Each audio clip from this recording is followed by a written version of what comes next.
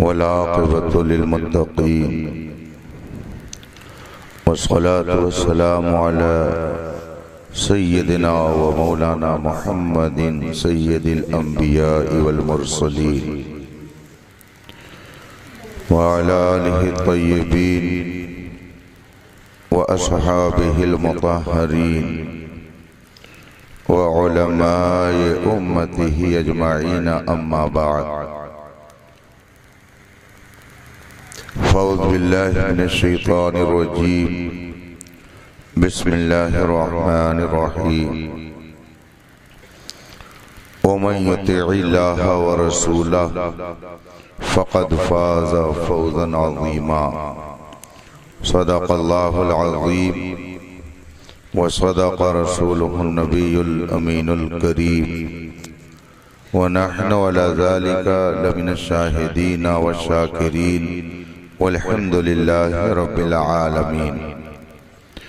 Stage पर तशरीफ फरमा उलमाए किराम, हाज़रीन बावक़ार, अस्सलामु अलैकुम व रहमतुल्लाहि तआला व बरकातुहू। वालेकुम अस्सलाम व रहमतुल्लाहि तआला व बरकातुहू। हज़रात, अल्लाह तबारक व तआला का फज़ल व एहसान और उसका करम ख़ास है कि इस वक्त हम और आप एक पाकीज़ा बज़्म में हाजिर हैं और अपने दामन में नेकियों का ज़ख़ीरा जमा कर रहे हैं। रब ताला अपने हबीब पाक के तुफ़ैल आप सबकी इस बज़्म पाक में आमद को शर्फ़ कबूल अता फरमाए। जैसा कि आप सबको मालूम है, कल शादी खाना आबादी और तक़रीबे निकाह का खुशगवार मंजर बर्पा होने वाला है। उसी मुनासिबत से शुक्राने के तौर पर ये मजलिस सजाई गई है। रब ताला इसकी बरकतों से साहिब खाना और आप सबको माला माल फरमाए। नमाज इशा के बाद से लेकर अब तक आप हजरात ने बहुत सारी कीमती बातें सुनी और अपने ईमान और अक़ीदे को ताज़गी बख्शने वाली नातें, मनक़बतें और बातें समाअत फरमाई। कुछ देर के लिए मैं आपके सामने हाजिर हूँ। आपका ज़्यादा वक्त नहीं लिया जाएगा। यूँ भी शादी के मौके पर होने वाली तक़रीब महफ़िल मीलाद बतौर तबर्रुक होती है, इसलिए थोड़ी देर आप यूँ ही संजीदा माहौल बनाकर तशरीफ़ रखें। मगर आइए सबसे पहले रसूल कायनात मुस्तफ़ा जान रहमत मुअल्लिम कायनात सल्लल्लाहु अलैहि वसल्लम की बारगाह नाज में दुरूद व सलाम का नजराने अक़ीदत पेश करें और पढ़ें। अल्लाहुम्मा सल्लि अला सय्यदिना व मौलाना मुहम्मद मादिल जूद वल करम व आलिहिल किराम अजमईन। हज़रात, अल्लाह तबारक व तआला ने हमें और आपको इस दुनिया में सबसे बेहतरीन मखलूक के तौर पर जाहिर फरमाया है। अलग अलग मखलूकात के अलग अलग नाम हैं। ये फरिश्तों की जमात है, ये जिन्नातों का तबका है, ये फलां ग्रुप है, ये फलां जमात है। ऐसे ही हजरत इंसान को अल्लाह तबारक व तआला ने बशर का नाम दिया है। और हमें और आपको कई नामों से याद किया जाता है। हमें को इंसान कहा जाता है, हमें और आपको बशर कहा जाता है, और हमें और आपको आदमी कहा जाता है। चाहे आप आदमी बोले, चाहे इंसान, चाहे बशर, सबका माना और मतलब एक होता है। आदमी का लफ्ज ये अरबी जबान का लफ्ज है। असल में है लफ्ज आदम और उसके अंदर या लगा दी गई तो हो गया आदमी। आदम से आदमी, जैसे खलीलाबाद से खलीलाबादी, गोंडा से गोंडवी, राह से राही, ऐसे ही आदम से आदमी। ये या निस्बत के लिए होती है, कनेक्शन बताने के लिए। खलीलाबादी का मतलब होगा खलीलाबाद वाला,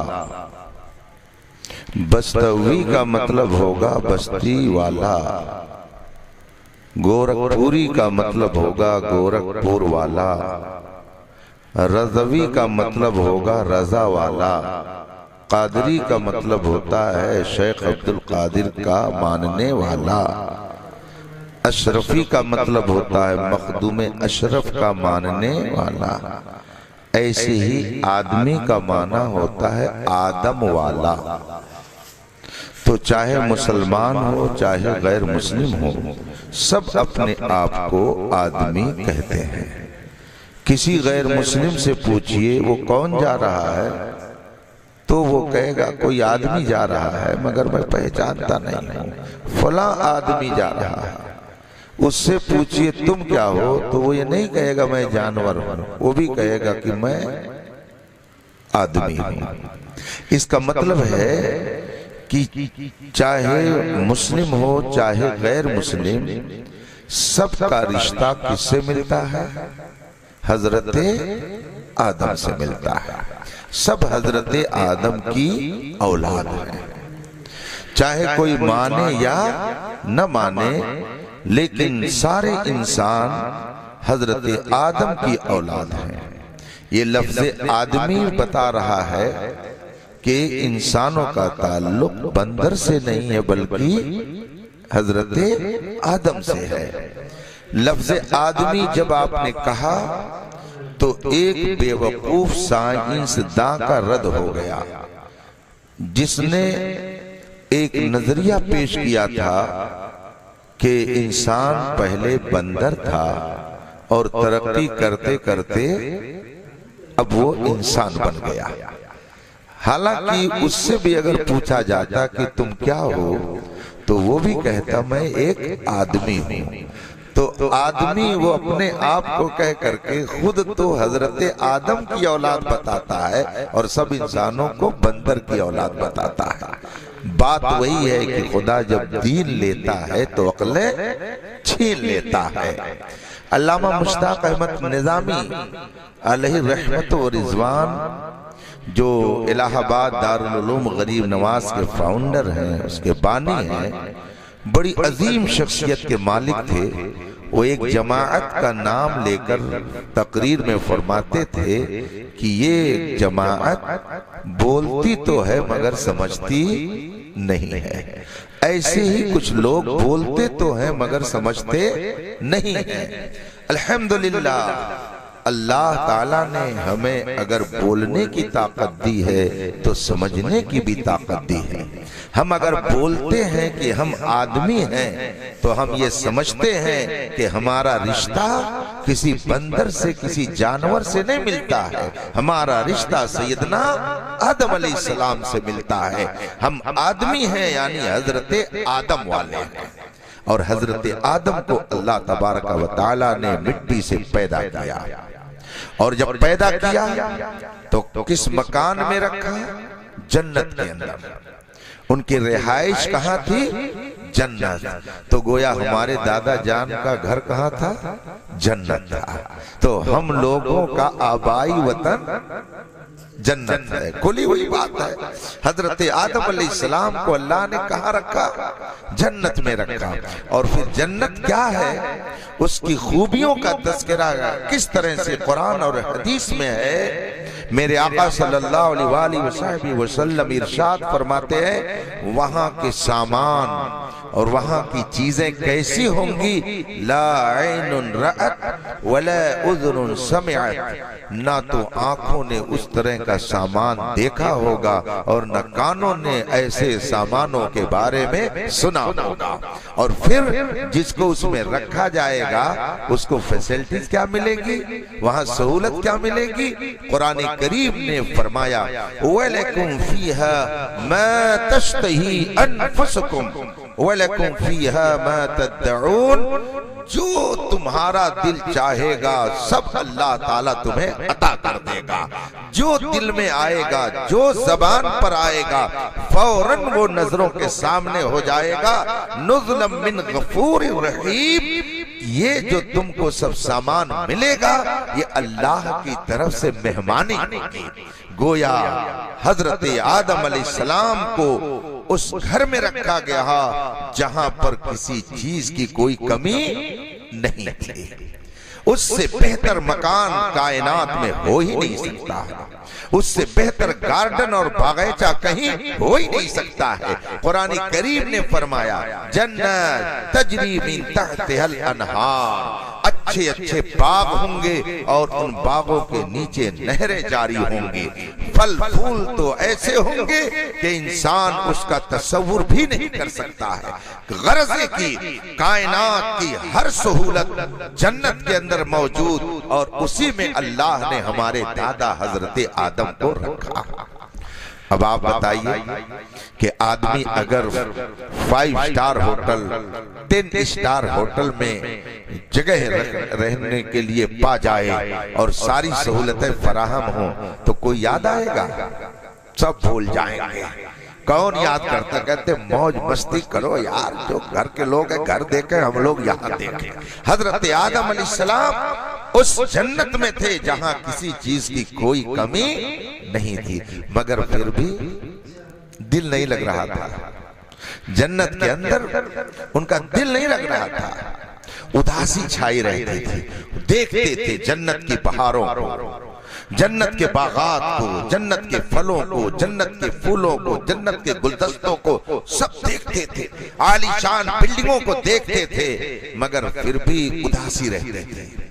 सुकून कल्ब मुकम्मल तौर से उन्हें हासिल नहीं हो रहा था। उदास उदास जन्नत में रहते थे। अल्लाह तबारक व तआला ने हजरत आदम अलैहिस्सलाम की उदासी को दूर करने के लिए, उनके कल्ब के, उनके जिगर के सुकून के लिए अल्लाह ताला ने अपनी हिकमते कामिला से हजरत माई हव्वा को जन्नत के अंदर पैदा फरमाया। चुनांचे अल्लाह तबारक व तआला ने हजरत आदम अलैहिस्सलाम की बाईं पिछली से हजरत हव्वा को पैदा फरमाया। हजरत आदम जन्नत में सो रहे थे और जब नींद खुली तो देखा एक पैकरे हुस्नो जमाल निगाहों के सामने है। हजरत आदम अलैहिस्सलाम ने देखा, उनके दिल को सुकून आ गया। कुरान करीम ने इरशाद फरमाया कि मैंने जोड़ा क्यों बनाया? ले तस्कुनू इलैहा, ताकि तुम्हारे दिल को उससे सुकून मिले। हजरत आदम को अल्लाह तबारक व तआला ने जन्नत में रखा, मगर सुकून कल्ब के लिए हजरत हव्वा को अल्लाह ने जन्नत में पैदा फरमाया। और फिर जब हजरत हव्वा रज़ियल्लाहु तआला अन्हा हजरत आदम अलैहिस्सलाम के सामने खड़ी थी, अब हजरत आदम अलैहिस्सलाम ने उनसे गुफ्तगू करनी चाहिए, बात करनी चाहिए, करीब होना चाहा। गैब से आवाज आई, आदम ऐसे नहीं, पहले निकाह होगा, निकाह होगा। अब हजरत आदम अलैहिस्सलातु तस्लीम के निकाह की तैयारी हो रही है। आज दुनिया का बड़ा से बड़ा हाकिम, पूरी दुनिया का कोई बादशाह हो जाए और वो कोई मैरिज हॉल तामीर करे सोने और चांदी का, और बारातियों में बड़े बड़े हुक्मरानों को बुला ले, बड़े बड़े मुहद्दिसीन को बुला ले, बड़े बड़े फुक़हा मुज्तहिदीन को बुला ले, बड़े बड़े मशाइख और पीरों को बुला ले, बड़े बड़े प्रोफेसरों और इंजीनियरों डॉक्टरों को बुला ले, VIP बारातियों को बुला ले, मगर हमारे और आपके दादा का निकाह जिस मैरिज हॉल में हुआ उसका कोई जवाब नहीं ला सकता है।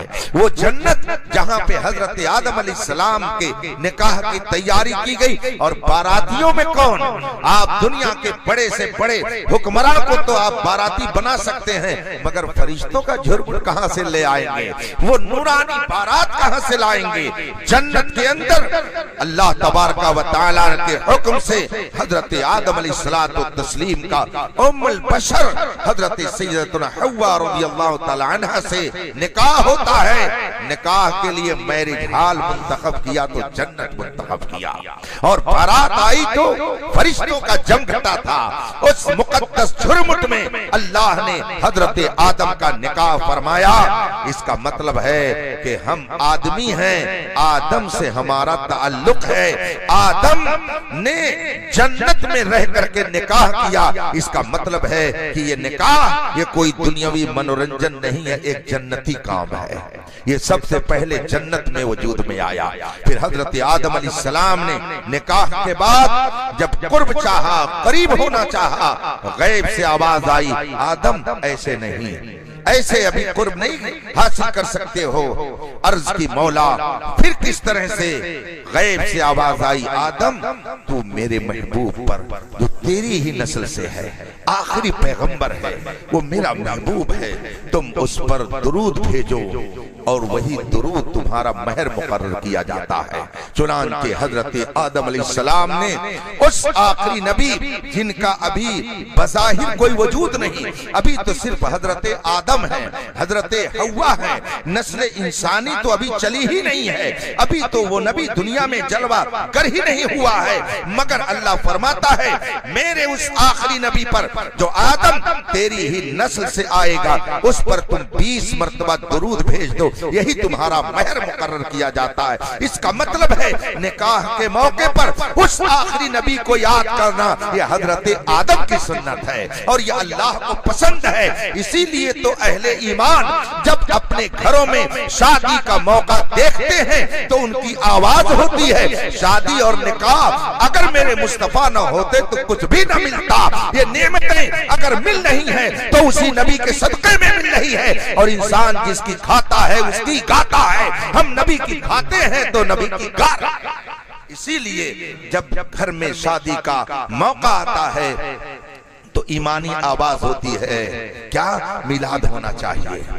अगर घर बन गया तब भी लोग कहते हैं मिलाद होना चाहिए, अगर कोई हज पे जा रहा है तब भी लोग कहते हैं घर में मिलाद होना चाहिए, बच्चे की विलादत हो गई तब भी लोग कहते हैं मिलाद होना चाहिए। आखिर क्यों ऐसा होता है? इसलिए कि ईमान ये कहता है, होते कहाँ खलील कहाँ काबा मिना, लौलाक वाले साहिबी सब तेरे घर की है, और ये नेमतें जितनी मिल रही हैं, इन नेमतों का हमको अगर खुदा की तरफ से इनाम हो रहा है तो ला व रब्बिल अर्श, जिसको जो मिला उनसे मिला, बढ़ती है कौनैन में नेमत रसूलुल्लाह की। तो शादी हो, ब्याह हो, लड़के की विलादत हो, वकीका हो, जो कुछ भी हमें नेमतें मिल रही हैं सब खुदा के करम से और रसूल पाक के सदक़े में मिल रही हैं। अल्लाह का करम है कि उसने हमें अपने दादा का बेवफा लड़का नहीं बनाया। हम अपने दादा की बेवफा औलाद नहीं हैं, बल्कि अपने दादा की वफादार औलाद में हैं। इसलिए कि दादा ने निकाह किया तो हम भी अल्हम्दुलिल्लाह उसी तरीके पर अमल करते हैं। और दादा जान ने उस नबी के ऊपर दुरूद पाक भेजा तो हम भी इस मौके पर अपने नबी की बारगाह में दुरूद सलाम का तोहफा पेश करके अपनी वफादारी का सबूत दिया करते हैं। रफीकान मुहतरम, ये जन्नती अमल है। निकाह ये कोई दुनियावी मनोरंजन नहीं है, एक जन्नती अमल है। ये अमल सबसे पहले जन्नत में वजूद में आया, फरिश्तों के झुरमुट में वजूद में आया और पाकीज़ा महफिल सजाई गई। मुस्तफा पर दुरूद व सलाम का नजराना पेश किया गया। इसीलिए रसूल पाक सल्लल्लाहु अलैहि वसल्लम ने एक मौके पर इरशाद फरमाया, मन तज़व्वज फ़क़द इस्तकमल दीना, जिसने निकाह किया उसने अपने दीन को मुकम्मल कर लिया। निकाह निस्फुद्दीन, निकाह आधा दीन है।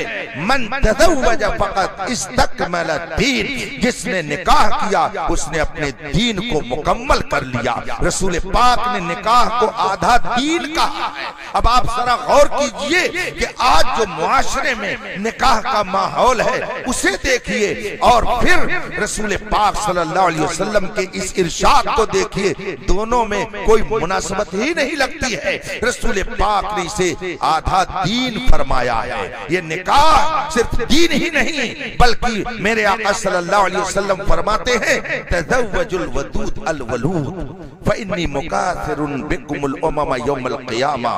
तुम ऐसे घरों में शादी करो जहां पे मोहब्बत ज्यादा मिले, जहां पर बच्चों की पैदाइश ज्यादा हो, ताकि मैदान महशर में मैं अपनी उम्मत की कसरत को देख करके खुश हो जाऊं। तो ये निकाह मैदान महशर में रसूल पाक की खुशी हासिल करने का जरिया है। इसीलिए मेरे आका ने फरमाया, अन्निकाह मिन सुन्नती फमन रग़िबा अन सुन्नती फलैसा मिन्नी। निकाह मेरी सुन्नत है और जो मेरी सुन्नत से मुंह मोड़ेगा वो मेरे तरीके पर नहीं हो सकता है। अल्लाह के रसूल सल्लल्लाहु अलैहि वसल्लम जब किसी महफिल निकाह में जाते तो आप खुतबा इरशाद फरमाते और खुतबे में कुरान करीम की चंद आयात को जरूर इरशाद फरमाते। उन आयात में से एक आयत करीमा, या अय्युहन्नास तक़ू रब्बकुम, ऐ लोगों अपने रब से डरो, ऐ लोगों अपने रब से डरो। मेरे आका सल्लल्लाहु अलैहि वसल्लम जब किसी महफिल निकाह में तशरीफ ले जाते और निकाह की महफिल मुनाकिद होती तो आप इस आयत करीमा का विर्द फरमाते, लोगों को बताते, ऐ लोगों अल्लाह से डरो। मतलब यह है कि खुशी अगर तुम्हें मिल जाए तो आपे से बाहर मत हो जाना, खुशी के मौके पर भी खुदा से डरते रहना। इसलिए कि जो खुदा तुम्हें खुशी दे रहा है कहीं ऐसा ना हो कि वो तुमसे नाराज होकर के तुम्हारी खुशियों को वो वापस ले ले। इसलिए अल्लाह से डरो। दरूद पाक पढ़िए, अल्लाहुम्मा सल्लि अला सय्यदना व मौलाना मुहम्मद मादिल जूद वल करम व आलिहि किराम अजमईन। हिंदुस्तान के एक बादशाह का नारे तकबीर, अल्लाहु अकबर। हिंदुस्तान के एक बादशाह का नाम आपने सुना होगा, सल्तनत मुगलिया का आखिरी बादशाह। क्या नाम है उसका? उसको मैं इनसे सुनना चाह रहा था। बहादुर शाह जफर, सल्तनत मुगलिया का आखिरी बादशाह बहादुर शाह जफर बहुत दानिश्वर थे। वो बहुत दूरंदेश थे, सुन्नी सही अकीदा था, जिसको इस जमाने में पक्का बरेलवी कहा जाता है। उस अकीदे पर वो थे। उन्होंने अपने एक शेर में कौम को पैगाम दिया। बहुत अच्छे शायर भी थे। उन्होंने अपने एक शेर में कहा है, जफर आदमी उसको न जानियो, हो वो कैसा ही साहिब फहमो ज़का, जिसे ऐश में याद खुदा न रही, जिसे तैश में खौफ खुदा न रहा। बहादुर शाह जफर कौम को पैगाम दे रहे हैं कि अगर किसी को तुम आजमाना चाहते हो कि इसके अंदर इंसानियत है कि नहीं है, इसके अंदर आदमियत है कि नहीं है, तो उसकी दो कंडीशन देखो, दो हालत में वो कैसे रहता है उसको देखो, फिर तुम्हें पता चल जाएगा कि इसके अंदर इंसानियत है या नहीं है। फरमाते हैं बहादुर शाह जफर आदमी उसको न जानियो हो वो कैसा ही साहिबे फहमो ज़का, जिसे ऐश में यादे खुदा न रही, जो ऐश व इशरत में मालो दौलत में खुशियों में डूब कर खुदा को भूल जाए और अल्लाह की याद से गाफिल हो जाए। दुनिया का आराम मिला, खुदा को भुला दिया, दुनिया की दौलत मिली, खुदा को भुला दिया, ऐश व इशरत के सामान मिले, खुदा को भूल गया। बहादुर शाह जफर फरमाते हैं जिसे ऐश में यादे खुदा न रह जाए और जिसे गुस्से में अल्लाह के अजाब का खौफ न रह जाए, इन दो हालतों में अगर कोई आपे से बाहर हो जाए तो वो कितना ही अक्लमंद क्यों ना हो, कितना ही पढ़ा लिखा क्यों ना हो, वो सब कुछ हो सकता है मगर वो इंसानियत वाला नहीं हो सकता। ये बहादुर शाह जफर कहते हैं। इसका मतलब है कि आदमी जब खुशी पाए तो आपे से बाहर न हो, खुशी पाए तो कंट्रोल में रहे, और अगर जलाल और गुस्सा आए तो उसमें भी अपने आप को कंट्रोल में रखना चाहिए। जो खुशियों में खुदा से गाफिल नहीं होता है, खुदा उस पर अपनी रहमतें और नाज़िल फरमाता है, और जो जलाल और गुस्से में खुदा बंदे कुद्दूस का खौफ अपनी नजरों के सामने रखता है तो खुदा बंदे कुद्दूस खुद उसकी तरफ से बदला लेता है। इसलिए रफीकान मोहतरम और मेरे नौजवानों, आज शादी के मौके पर इस्लाह मुआशरा के उन्वान से जो ये बज़्म सजाई गई, इससे हमें ये नसीहत लेकर के जाना चाहिए। हाजा अगर इसको हमने एक दुनियावी रस्म समझ लिया और हराम कामों को इसमें शामिल कर दिया तो बरकतें तो नहीं मिल सकती हैं। तकरीर आप सुन चुके हैं। एक मिसाल बयान करके अपनी गुफ्तगू में खत्म करता हूं। कल बारात जाएगी, कहां जाएगी? गोरखपुर जाएगी। गोरखपुर शहर में अगर बारात जाएगी तो जाहिर सी बात है, शहर है, शहर के अंदर लवाजमात कुछ ज्यादा होते हैं, मिठाइयाँ और सामान अच्छे अच्छे मिलते हैं। अब शानदार मिठाई का एहतमाम अगर आपके लिए किया गया और आप पहुंचे वहां पर बारात लेकर के और फिर आपके सामने पैक करके मिठाई तश्तरी में ऊपर से ढक करके पेश की गई, आपने उसका कपड़ा हटाया, पैकेट खोला, तश्तरी में मिठाई रखी हुई थी, आला किस्म की मिठाई, मगर उसी में थोड़ा सा गोबर रखा हुआ था, मिठाई के ऊपर थोड़ा सा गोबर रखा हुआ था। जितनी पैकेट खोली जा रही है, जितने डब्बे खोले जा रहे हैं, हर डब्बे में मिठाई तो आला किस्म की है मगर हर मिठाई में थोड़ा थोड़ा गोबर लगा हुआ है। बताइए क्या आप खुश होंगे या नाराज होंगे? आपका टेम्परेचर हाई होगा या आप बहुत नॉर्मल पोजीशन में रहेंगे? वैसे ही देहात में कहते हैं कि एक बाराती पर 11 सवार रहते हैं। क्या सवार रहते हैं मैं नहीं जानता, लेकिन लोग कहते हैं कि उनका टेम्परेचर बहुत हाई होता है। जरा सा पानी लाने में ताखिर हो गई तो फिर दिमाग चढ़ जाता है। कैसी सर्विस है यार, तुम लोगों ने कैसा इंतजाम किया है? जिसको देहात में यूं कहते हैं चाय से ज्यादा केतली गर्म हो जाती है, इतना जलाल लोग दिखाते हैं। न जाने कितनी बारातें इसी वजह से कभी कभी वापस भी हो जाती है, झगड़े पखड़े ऐसे होते हैं। इंसाफ से बताइएगा, अगर शानदार किस्म की तश्तरी, उम्दा किस्म के पैकेट, बेहतरीन किस्म के कपड़े में लपेट करके आला किस्म की मिठाई पेश की जाए मगर उसमें थोड़ा सा गोबर मिला दिया जाए, गंदगी मिला दी जाए, बताइए क्या आप उस मिठाई को खाना पसंद करेंगे?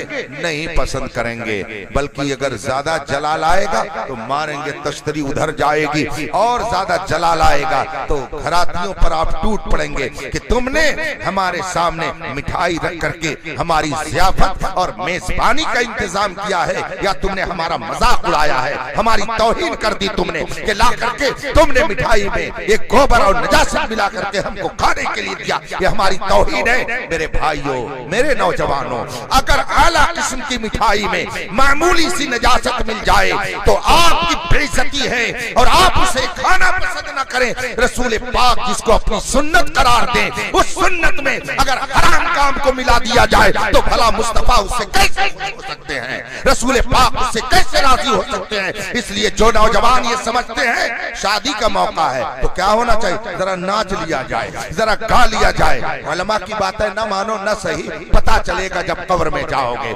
सारी थमा चौकड़ी भूल जाएगी। आज लोग कहते हैं मौलाना लोग तो बहुत ही ओल्ड मैन होते हैं, इनकी थिंकिंग बहुत पुरानी होती है। अल्हम्दुलिल्लाह हम खुद ही बहुत पुराना रिश्ता रखते हैं। हमारा शजरा हजरत आदम से मिलता है, तो हम कोई नए इंसान नहीं है, हम तो न जाने कब से दुनिया में आबाद है। और हमारा रिश्ता जिस नबी से मिलता है वो सारी कायनात में सबसे पहले पैदा किया गया है, तो हम तो पुराना रिश्ता रखते ही हैं। और इतना पुराना रिश्ता ना है, इतना पुराना रिश्ता है, जब कुछ नहीं था तब मेरा रिश्ता मेरे मुस्तफा से पाया। नारे तकबीर, नारे रिसालत, मसलके आला हजरत, नारे तकबीर। वो जो हम तो पढ़ते ही रहते हैं, वो जो न थे तो कुछ न था, और वो जो न हो तो कुछ ना हो। जान है वो जहान की, जान है तो जहान है। मुस्तफा नहीं थे तो कुछ नहीं था, मुस्तफा नहीं थे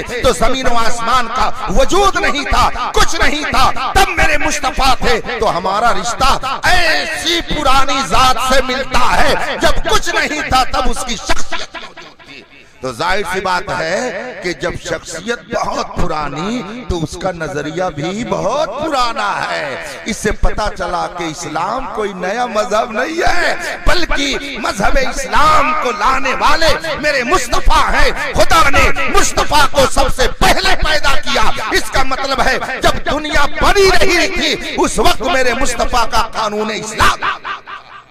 तो इसलिए हम लोग नए मिजाज के तो है ही नहीं, हम लोग बहुत पुराने मिजाज के हैं। हुजूर मुबल्लिग इस्लाम अल्लामा अब्दुल आलिम मेरठी रहमतुल्लाह अलैह जो तकरीबन 30 जबानों में तकरीर फरमाते थे, 30 जबानों में तकरीर फरमाते थे। दारुल उलूम आलिमिया जमदा शाही उन्हीं के नाम से मंसूब है। उसको जो आलिमिया कहा जाता है उसकी वजह यही है कि उसकी निस्बत अल्लामा अब्दुल आलिम मेरठी की तरफ से है। ये मेरठ के रहने वाले थे और आला हजरत के बहुत चहेते खलीफा थे। पूरी दुनिया में इन्होंने दौरा फरमाया, इस्लाम की तबलीग फरमाई और तबलीग इस्लाम के नतीजे में तकरीबन 70,000 लोगों ने इस्लाम कबूल किया था। ऐसे बड़े आलिम थे ये, 30 जबानों में तकरीर करते हैं। आज हमारा नौजवान सिर्फ इंग्लिश बोलने लगता है तो सबको ओल्ड मैन समझता है, कहता है ये कुछ नहीं जानते हैं। एक साहब एक मरतबा, नींद तो नहीं आ रही आप लोगों को, 2-4 मिनट और बर्दाश्त करेंगे? चलिए खैर। एक साहब मुझसे कहने लगे हजरत मुझे बहुत अजीब लगता है जब मैं कभी बैंक में जाता हूँ और विड्रॉल फार्म भरना होता है और कोई मौलाना साहब हमसे या किसी से कहते हैं कि जरा फार्म भर दीजिए, तो मुझे बहुत अफसोस होता है कि इनको फार्म भरने का तरीका नहीं मालूम। मैंने कहा ये बात तो अफसोस की है, मगर मुझको बहुत ज्यादा अफसोस उस वक्त होता है कि जब बाप मर जाता है और बेटा खड़ा होकर के इमाम साहब से कहता है जरा नियत बता दीजिए, नमाज जनाजा कैसे पढ़ी जाएगी,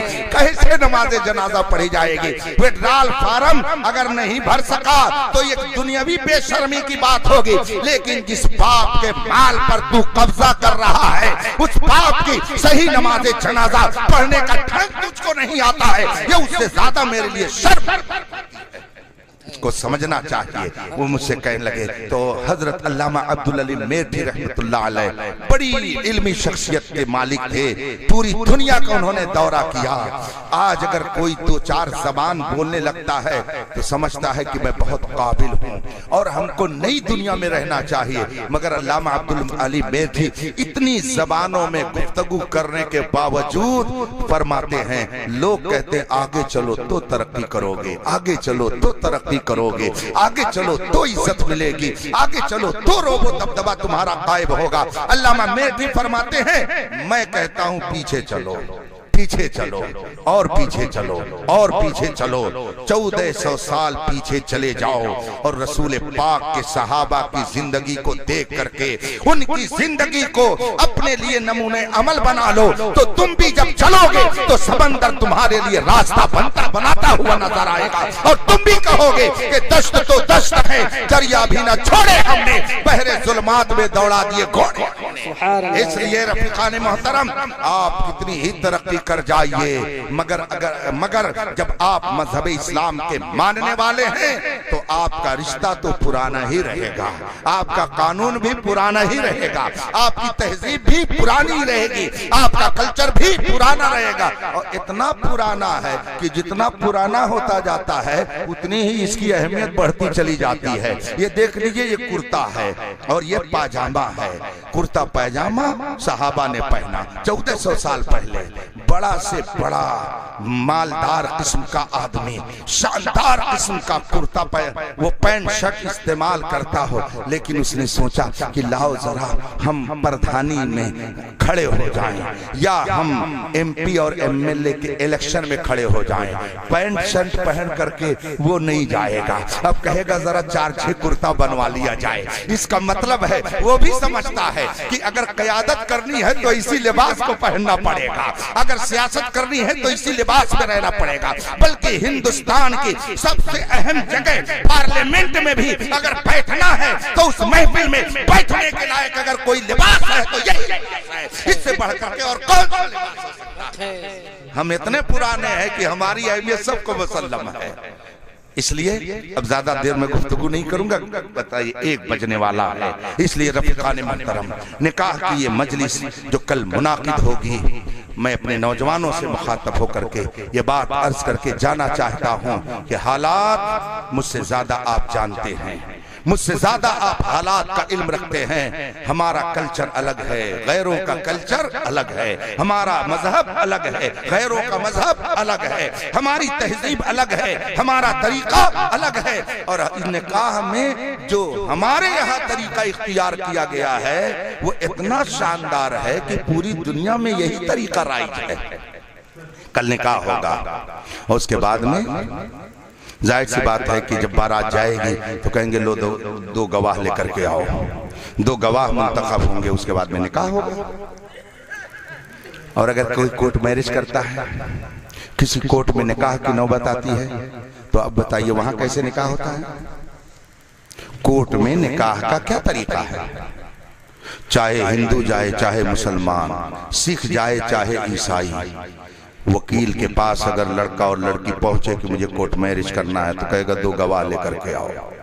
जज के पास भी जाएंगे तो कहेंगे गवाह कहाँ है। वो ये नहीं कहेंगे कि तुम गैर मुस्लिम हो तो जाओ 7 फेरे कुएं के लगा करके आओ, जाओ आग का फेरा लगा करके आओ, तुम ईसाई हो तो अपने मजहब के मुताबिक जा करके ऐसे करके आओ। जज भी कहेगा गवाह कहाँ है, वकील कहेगा 2 गवाह लेकर के आओ। ये 2 गवाह किसने मुतय्यन किया है? ये मेरे मुस्तफा ने तरीका अता किया है। ये इतना प्यारा तरीका है कि कोर्ट भी इसी तरीकों को सबसे बेहतर समझती है। आप गौर तो फरमाइए कि इस्लाम ने जो निजाम जिंदगी दिया है, इससे बेहतर और कोई निजाम नहीं हो सकता है।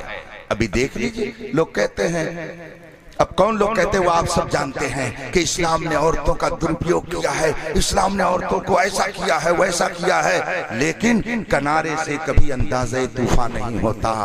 मोहब्बत को समझना है तो ना से खुद मोहब्बत कर। तलाक के बारे में वो चीखता है जिसको आज तक निकाह की हिकमत ही न समझ में आई, तो वो क्या समझेगा कि फलसफे तलाक और निकाह क्या होता है। ये तो अल्हम्दुलिल्लाह अहले ईमान की किस्मत है कि इसे फलसफे निकाह भी मालूम है और फलसफे तलाक भी मालूम है। जिसने निकाह का फलसफा तक नहीं समझा वो तलाक का फलसफा क्या समझ पाएगा। अल्लाह के रसूल सल्लल्लाहु अलैहि वसल्लम का हम पर स्पेशल करम और एहसान है कि उन्होंने हमें अपनी उम्मत में लेकर के हमें जिंदगी गुजारने का तरीका दिया। मेरे आका सल्लल्लाहु अलैहि वसल्लम ने कितना पाकीज़ा तरीका इख्तियार फरमाया, कितना पाकीज़ा तरीका दिया। कल बारात जाएगी, क्या नाम है हाफिज सल्लम का, जिनकी बारात जाएगी कल? सद्दाम हुसैन, कई सद्दाम हैं। वाह भाई वाह, ये सब 92 के बाद की पैदाइश वाले हैं। ये अपनी तारीख पैदाइश में गड़बड़ी नहीं कर सकते हैं। इनकी डेट ऑफ बर्थ जो होगी वो बिल्कुल क्लियर कट रहेगी, उसमें कोई गड़बड़ी नहीं हो सकती है। बहरहाल कल इनकी बारात जाएगी। जाहिर सी बात है कि जब इनके घर पे इतना शानदार एहतमाम हो रहा है तो सामने वाला भी सोचेगा कि मैं अपने तरीके पर अच्छा ही एहतमाम करूं। मसला जरा सुन लीजिए, उसके बाद मैं गुफ्तगू खत्म करूंगा। अगर किसी के माँ बाप खुद कफील हैं, साहिब इस्तिताअत हैं, उनके पास इतना माल है कि वो अपना खर्च खुद ही उठा सकते हैं, वो इतनी हैसियत रखते हैं कि अपना खर्च बर्च खुद चला सकते हैं, तो बेटा चाहे अरबपति हो उसके ऊपर बाप का नानो नफका वाजिब नहीं है। इसलिए कि बाप माँ जब खुद कफील हैं, साहिब इस्तिताअत हैं, उनके पास पैसा है, तो अब बेटे के ऊपर ये लाजिम नहीं है कि बाप का खर्च बर्दाश्त करे।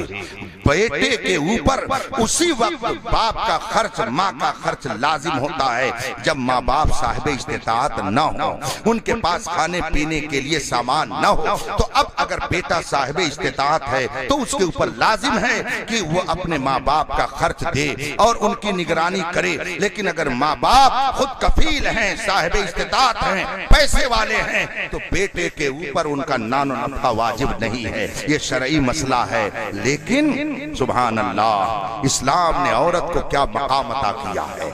औरत अपने घर पे अरबपति नहीं खरबपति हो, कितनी प्रॉपर्टी रखती हो, कितना माल उसके पास हो, कितनी दौलत उसके पास हो, लेकिन जहां एक मुसलमान ने उस लड़की को अपनी बीवी बना लिया और कहा कबील तो मैंने कबूल किया, तो वो अपने घर चाहे कितनी दौलत रखती हो, लेकिन उसका नानो नफका अब उसके जिम्मा नहीं है, बल्कि उसके शौहर के जिम्मा है। चाहे वो अपने घर की अरबपति हो, उससे कोई मतलब नहीं है, उसका सारा इंतजाम उसका शौहर देखेगा। बताइए औरत को ये मकाम किसने अता किया? हमारे इस्लाम ने अता किया है।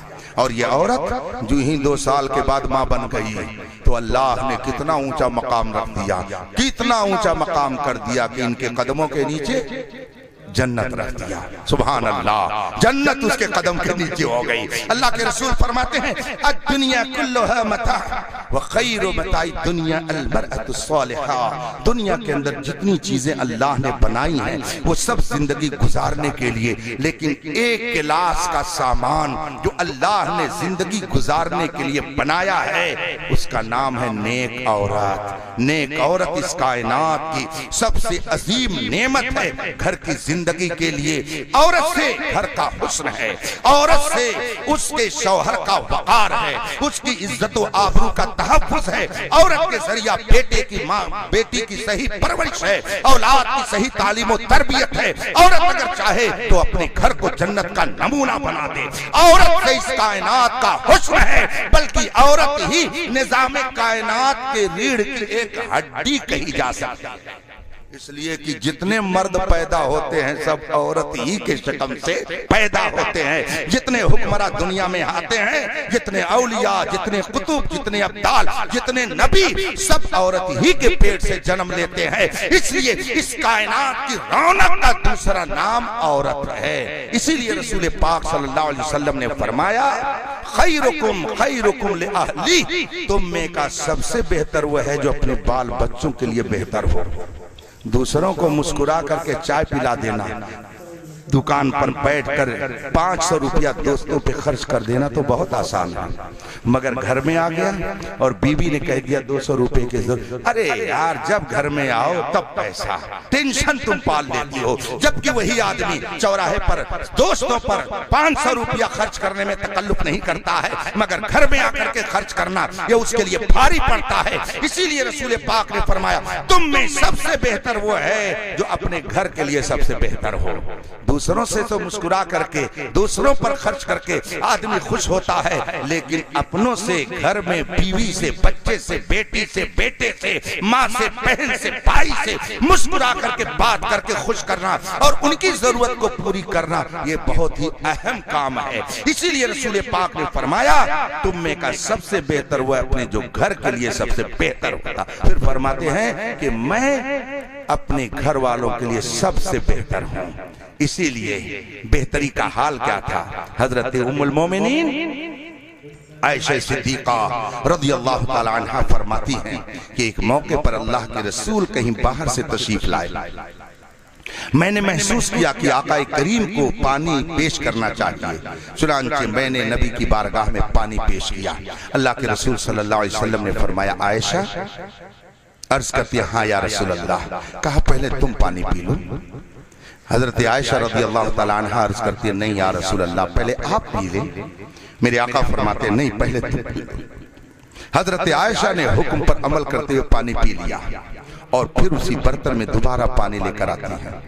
अल्लाह के रसूल जब उस पानी को हाथ में लेते हैं तो फरमाते, आयशा ये बताओ कि तुमने कहां मुंह लगा करके पिया है, कहां मुंह लगा करके पिया है। हजरत आयशा कहती, या रसूल अल्लाह, मैंने यहां मुंह लगा करके पिया है।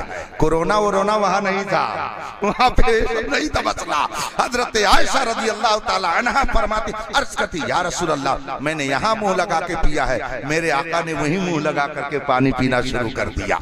ये है वो जज्बे मोहब्बत जो घर के अंदर मेरे मुस्तफा ने अज़वाज मुतहहरात फरमाया। ये बात आ गई हजरत आयशा रज़ियल्लाहु ताला अन्हा की।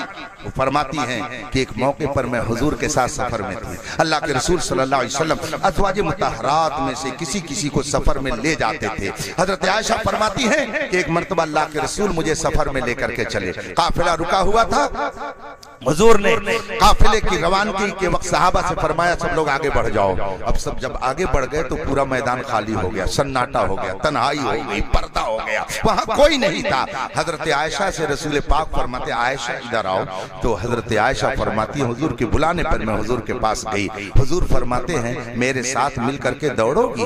कहा, या रसूल अल्लाह, क्या मामला है? कहा, वो देखो जो वो पत्थर नजर आ रहा है, हम दोनों यहाँ से दौड़ लगाएं एक साथ, देखें कौन वहां पर पहले पहुंचता है। हजरत आयशा अर्ज करती हैं, या रसूल अल्लाह, बिल्कुल दौड़ूंगी मैं आपके साथ। अब जैसे बच्चे खेलते हैं ना, 1 2 3 करके दौड़ते हैं। हजरत आयशा रज़ियल्लाहु ताला अन्हा है, मेरे मुस्तफा हैं, सारी कायनात के मालिक व मुख्तार, हादी आज़म का ये अमल अपनी अहलिया के साथ है। हजरत आयशा फरमाती हैं, रसूल पाक ने मुझसे फरमाया, आयशा चलो साथ में दौड़ा जाए। अब हम दोनों ने साथ दौड़ना शुरू किया। हजरत आयशा फरमाती है, मेरा बदन चूंकि उस वक्त हल्का था, इसलिए मैं तेज से दौड़ करके जल्दी से उस पत्थर के पास पहुंच गई और वहां से मैंने रसूल को मुस्कुरा करके हुजूर से अर्ज की, या रसूल अल्लाह, मैं तो पहले पहुंच गई। मेरे आका फरमाते, हाँ चलो चलो तुम पहले पहुंच गई। दिल खुश कर दिया हजरत आयशा का। वही फरमाती है कि बहुत दिनों के बाद, कई साल के बाद एक मर्तबा फिर मौका आया,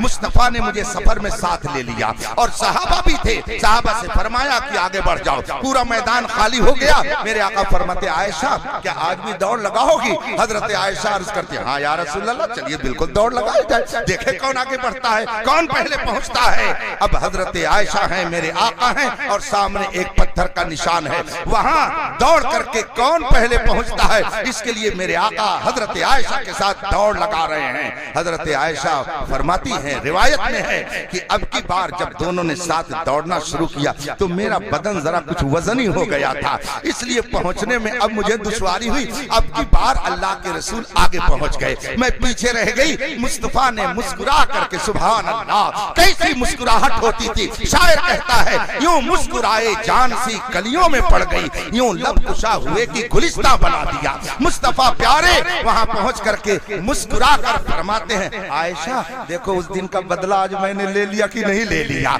ये मेरे मुस्तफा की खानगी जिंदगी है, ये वो पाकीज़ा जिंदगी है। दुनिया में किसी रिफॉर्मर की जिंदगी में आपको ये नमूना नहीं मिल सकता है जो मेरे आका ने नमूना दिखा दिया है कि मोहम्मद से वफा तूने तो हम तेरे हैं। ये जहां चीज है क्या लौहो कलम, जिंदगी का एक नया मोड़ शादी है, शादी एक नया मोड़ है।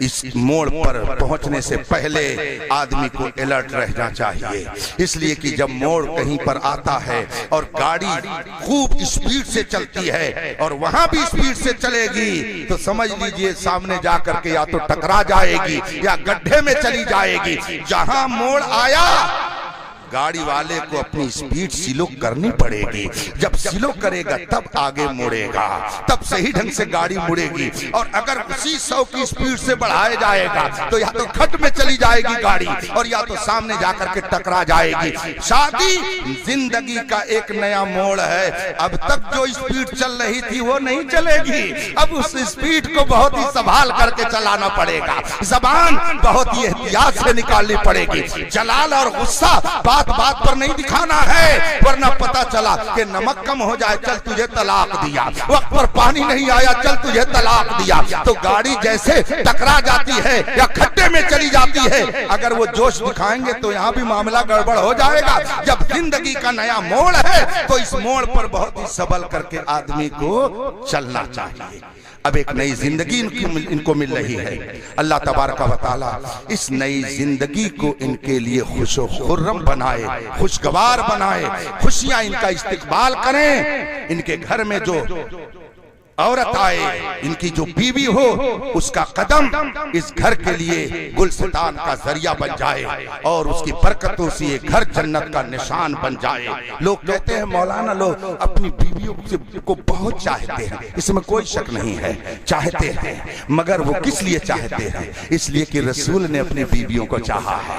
वो इसलिए चाहते हैं कि मुस्तफा का फरमान है, वो इसलिए चाहते हैं कि मेरे आका का इरशाद है। चूंकि हम मुस्तफा को चाहते हैं इसलिए मुस्तफा ने जिस से चाहने के लिए कहा है, हम इसलिए उसे चाहते हैं कि मुस्तफा ने चाहने का हुक्म अता किया है। अगर आप भी जान जाएंगे, किताब आप भी पढ़ेंगे और जिंदगी कैसे गुजारी जाती है जब उसको आप पढ़ लेंगे तो इंशाअल्लाह आपको भी जिंदगी का बहुत शानदार मजा मिलेगा।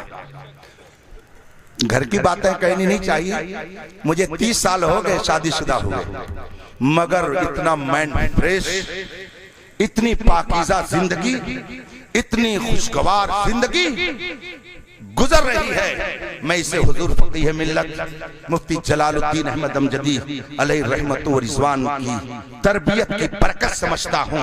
30 साल हो गए, मगर जिस पाकीज़गी के साथ जिंदगी गुजर रही है, मुझे उस पर इतनी मसरत होती है कि मैं तन्हाइयों में भी, बल्कि मज़ारात पे भी, बल्कि खुदा की बारगाह में मैं अपनी अहलिया के लिए सेहत व आफियत की दुआ करता हूँ। और ये भी दुआ करता हूँ कि रब्बे कदीर हर बाप ऐसा बनाए कि जो अपनी बेटी की शानदार तरबियत करे कि वो बेटी दूसरे के घर जाए तो दूसरे के लिए भी वो जन्नत का नमूना।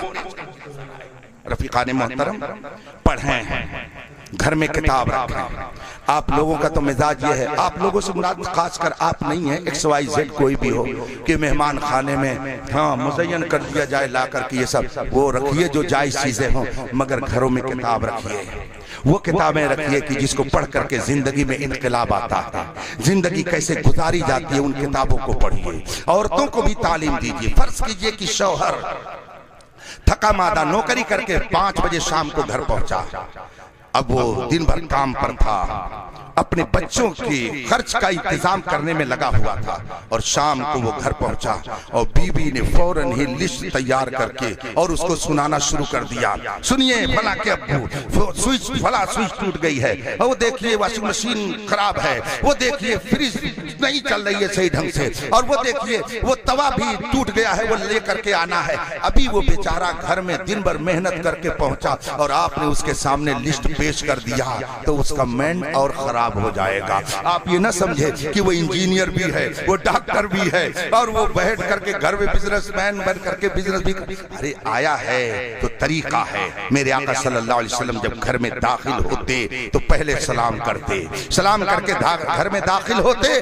खवातीन होती, औरतें होती, ज़ौजे मोहतरमा होती, अज़वाजे मुतहरात होती, अलर्ट हो जाती कि पैगंबर इस्लाम आ रहे हैं। अब जब घर में मेरे आका बैठ जाते तो अज़वाजे मुतहरात फौरन अपनी फरमाइश नहीं पेश करती थी, बल्कि रसूल पाक का मिजाज पढ़ती थी, उनकी कैफियत को देखती थी। अगर पानी की जरूरत महसूस होती तो बगैर कहे हुए वो पानी पेश कर देती। आप जब जानती हो कि मेरा शौहर दिन भर का थका मादा 5 बजे शाम को घर पे आएगा, तो आपकी अखलाकी जिम्मेदारी है कि उसके आने से पहले आप उसके बैठक को सही कर दीजिए, आने से पहले आप पानी का इंतजाम कर दीजिए, आने से पहले उसकी चाय का इंतजाम कर दीजिए, और जब वो बिस्तर पर बैठ जाए तो उसके सामने सामने पानी पेश कीजिए, चाय पेश कीजिए, जो भी अल्लाह दे उसके सामने पेश कीजिए। और जब वो थकान थोड़ी दूर कर ले तो आप उससे कहिए, अब्बू तुम्हारे फला के अब्बू आज ऐसा घर में हो गया, इस सामान की जरूरत है, अगर आप मुनासिब समझे तो इसे मंगवा दीजिए। बात जब यूं कहेंगे